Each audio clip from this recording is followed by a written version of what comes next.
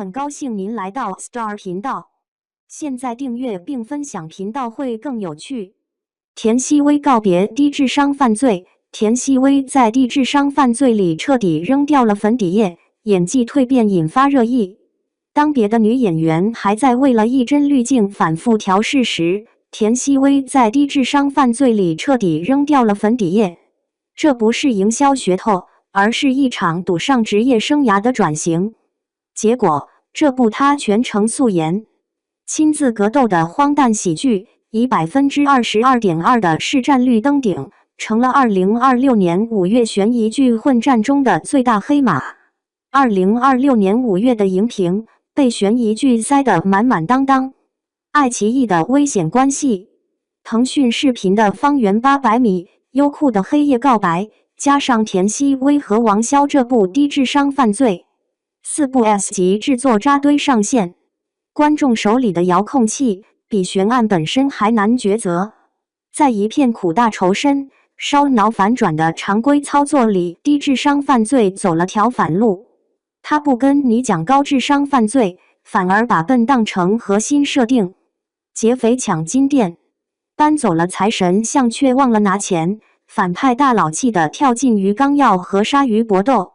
警察破案不靠精密推理，全靠运气和对手犯蠢。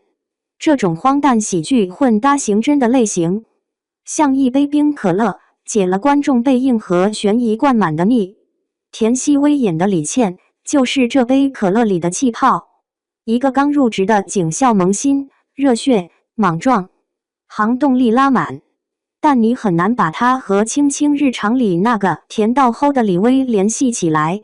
镜头对到脸上，没有眼线，没有口红，甚至能看到熬夜查案后的疲惫感。他为这个角色提前3个月开始格斗训练，徒手制服歹徒的过肩摔镜头拍了17次，手臂和腰上全是淤青。导演刘海波说，田曦薇穿上警服就是李倩本人。这话听起来像客套，但你看他在审讯室里的眼神，冷冽的像把没开刃的刀。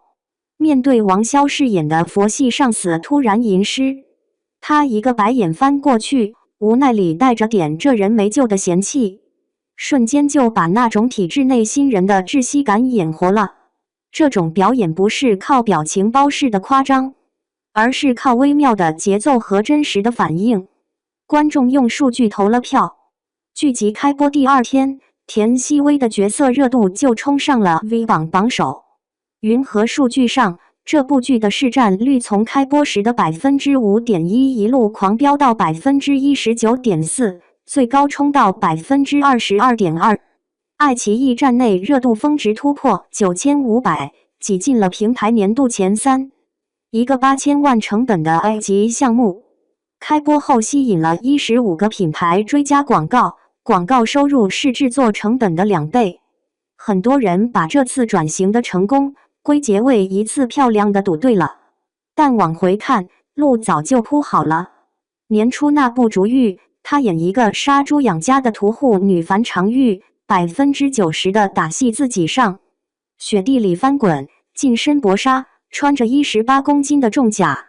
那部剧在腾讯和爱奇艺双平台热度破万，云和集均播放量过了8000万。央视网评价她以旺盛生命力重塑古偶女主范式。从扛着杀猪刀的樊长玉到穿着警服的李倩，田曦薇走的是一条暴力甜心的路线，用她那张毫无攻击性的脸去承载最硬核的动作和情绪。这不是简单的撕标签，而是有策略的拓宽戏路。业内制片人透露，现在10个项目里有8个会优先考虑她。他的片约从古偶甜宠跳到了悬疑、宅斗，甚至一人分饰2角的复杂剧本。低智商犯罪播到第10集，争议也跟着来了。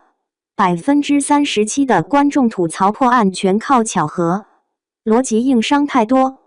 有人觉得田曦薇的身形撑不起警服，和王骁的对手戏里，气场还是弱了一截。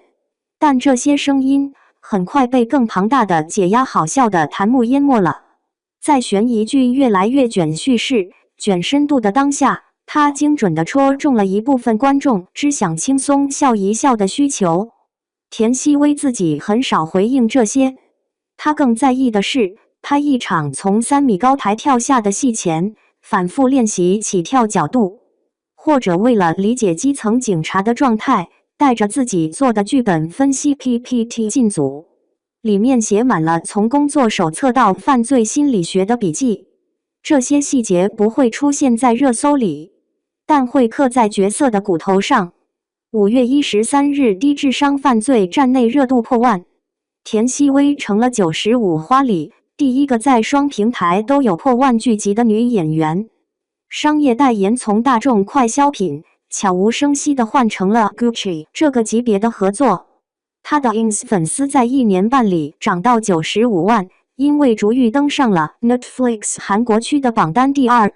悬疑剧的热潮还在继续，黑夜告白用跨越18年的双线叙事赚足了眼泪，危险关系深入 PUA 的阴暗角落探讨人性。